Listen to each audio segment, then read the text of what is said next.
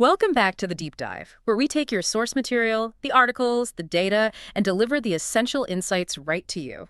Today we're plunging into a topic that, well, it fundamentally shapes our modern existence: technology and innovation. And it's so much more than just a buzzword about the latest app, isn't it? Oh, absolutely. It's the engine that's constantly driving change across, work-life connection globally. It is the ultimate pervasive force. Yeah. For anyone who wants to really grasp the complexities of today's world, understanding technology's role is it's crucial. Right. We're going beyond apps and gadgets here. We're looking at technology as a powerful catalyst that's propelled human development. Sometimes intentionally, sometimes not so much. Exactly. So our mission today is pretty clear. We need to unpack this vast history. We'll trace its journey from the earliest roots, dissect its effects on society and the economy, and then look ahead at the ethical crossroads we're facing. Precisely. We need that foundation before we can even begin to tackle the cutting edge. Okay.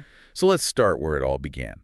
The deep roots of innovation. The story of human technology is, it's incredibly ancient. The sources really highlight that the first big steps were often the simplest. But the most profound, we're talking prehistoric times. If you look at those foundational innovations, the material immediately points to rudimentary stone tools. Which sounds so simple. But it wasn't about luck. It was about developing sophisticated techniques to nap stone. To nap it. What does that mean? To chip it reliably, to create sharp edges, points. That technique itself was revolutionary. Revolutionary how? It gave early humans a monumental survival advantage. Suddenly they could process food better, cut hides, create more tools from other materials. It was a lead to material science. Which directly impacted their diet, their efficiency, everything. Mm-hmm. Okay, so that makes immediate sense. What came next? Yeah. Something we definitely take for granted. The controlled use of fire. The sources describe fire as utterly transformative. It provided warmth, protection from predators. Which let humans move into colder regions, right? Correct. Expanded their habitat. It did. But maybe the biggest biological impact was cooking. Cooking. Cooking made food safer. It increased how many nutrients you could absorb. It was so efficient that some argue it might have influenced the very path of human evolution. Wow. So fire became the heart of the community. Yeah. Okay, let's move to one of the all-time greats. The wheel. Seems so obvious today. It was pure genius then. And the sources emphasize its role went way beyond just transportation. Though that was immense on its own. Huge. But the wheel was also essential for early agriculture. Think water wheels for irrigation or grinding stones for grain. And most critically, it was an economic catalyst. Absolutely. Without wheeled carts, how do you move heavy goods? Mhm. Long-distance trade would have been incredibly slow. Almost impossible on a large scale. So the wheel was really a prerequisite for scalable economic activity. The key takeaway from this whole ancient period is that even the most basic-seeming inventions A controlled flame, a rolling disc. can be fundamental catalysts that permanently reshape civilizations. That context is powerful. Okay, let's jump way ahead. From napping stones to the industrial upheaval, so roughly 1760 to 1840. And this wasn't a gradual shift. The sources call it a complete societal earthquake. A total paradigm shift. It changed where people lived, how they worked. The material points to key technologies like the steam engine. Right, which gave us mechanized power. It freed manufacturing from having to be right next to a river. Exactly. Power anywhere meant factories anywhere. Yeah. That led to machines like the power loom, which mechanized textiles. And the speed and scale just exploded. It basically birthed the modern factory system. And the modern working class. Yeah. And connecting it all, the railways. Powered by those same steam engines.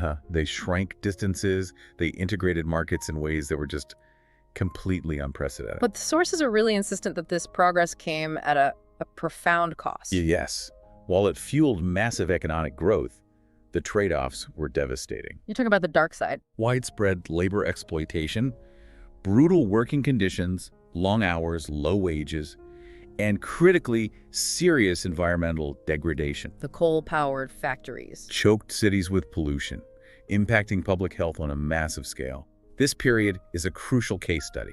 It really teaches us about that tension between progress mechanization and the socioeconomic disparities that can follow. A tension that is absolutely still with us today, which brings us right to the digital age. defined by that exponential acceleration of information. Driven, of course, by computers and the internet. So let's unpack the milestones here. What got us from just having computers to having the global web? The pivotal moment the sources cite is the World Wide Web, invented by Tim Berners-Lee in 1989. And that didn't just network computers, did it? It democratized information access. On a scale that was just unimaginable. It fostered that whole idea of the global village. Suddenly, knowledge wasn't locked away in universities. It was instant for anyone with a connection. And then came the device, the smartphone. The launch of the original iPhone in 2007. That's the moment powerful computing became intensely personal. It put everything in one place. The internet, a camera, GPS. All your communication.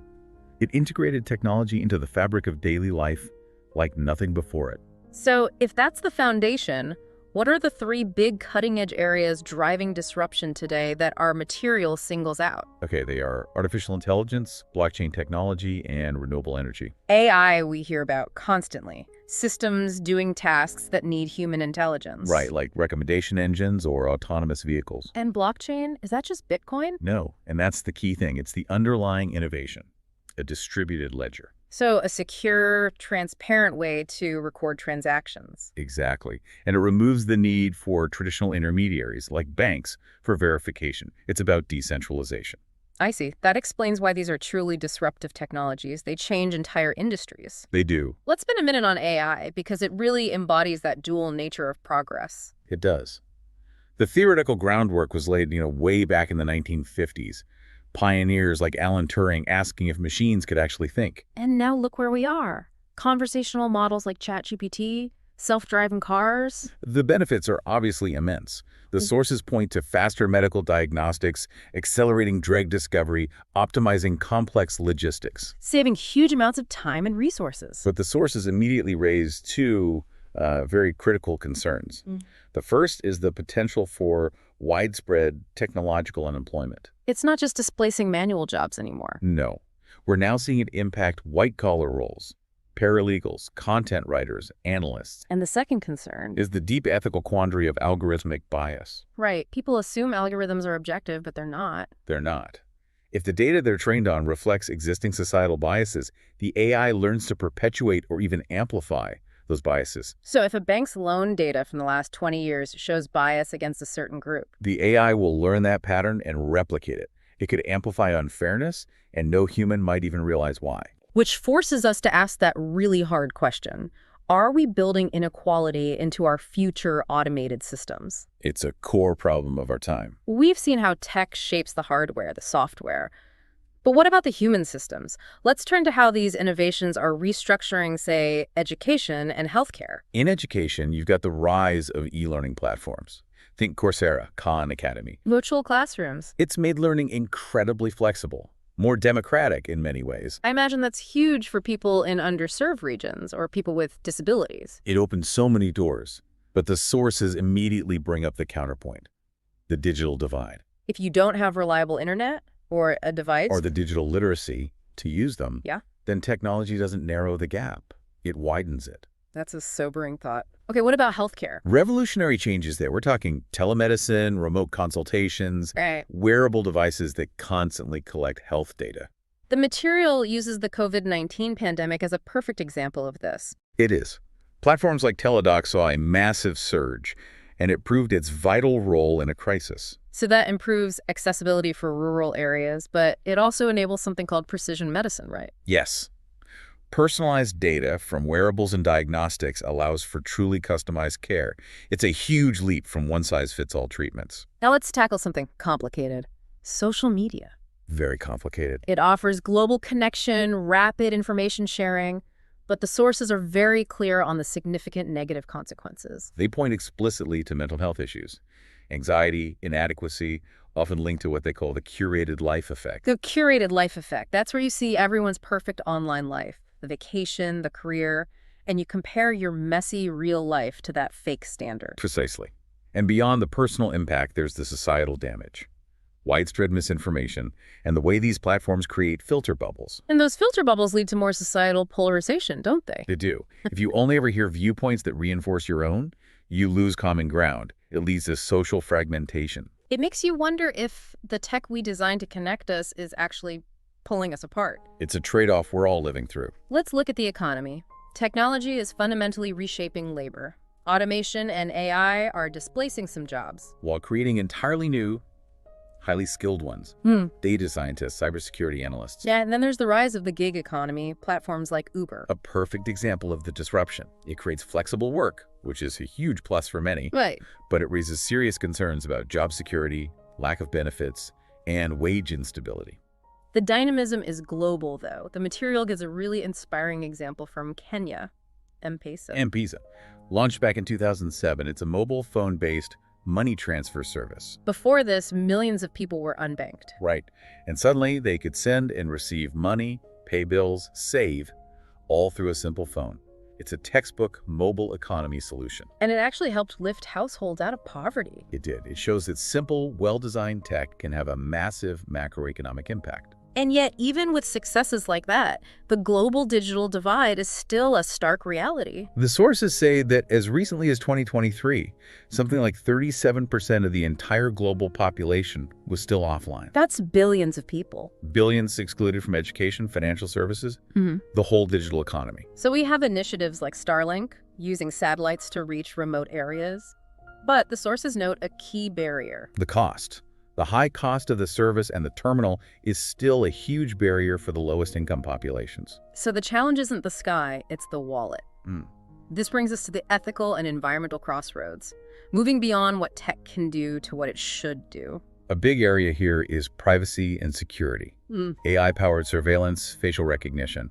These things are useful, but they pose big risks. The material highlights the Facebook Cambridge Analytica scandal from 2018. A stark reminder. It showed how personal data could be harvested and misused without consent. It really fueled calls for stronger regulation. And made people think about ethical surveillance. Another incredibly complex frontier is bioethics. Genetic engineering, especially with CRISPR. The potential to cure inherited diseases is just breathtaking. It is, but it immediately raises profound bioethical concerns. You quickly go from curing disease to the idea of creating designer babies. Using the tech to enhance traits, not just fix problems. And that brings up huge questions about inequality of access and the morality of manipulating our own biology.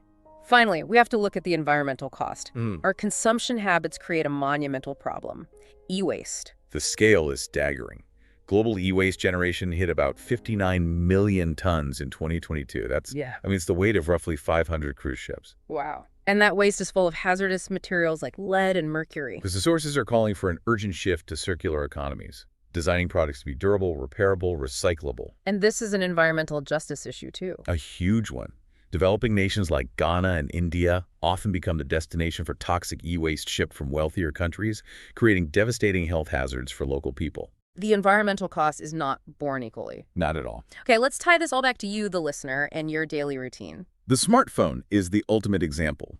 It's your bank, your news source, your learning gateway, immense digital convenience. And tech is transforming where you live. Smart cities like Singapore are integrating AI to optimize traffic, transport, energy use. Aiming for more efficient, sustainable urban spaces. Even leisure has been revolutionized. The shift to streaming or immersive experiences like virtual reality. Right. Devices like the MetaQuest offer deep immersion.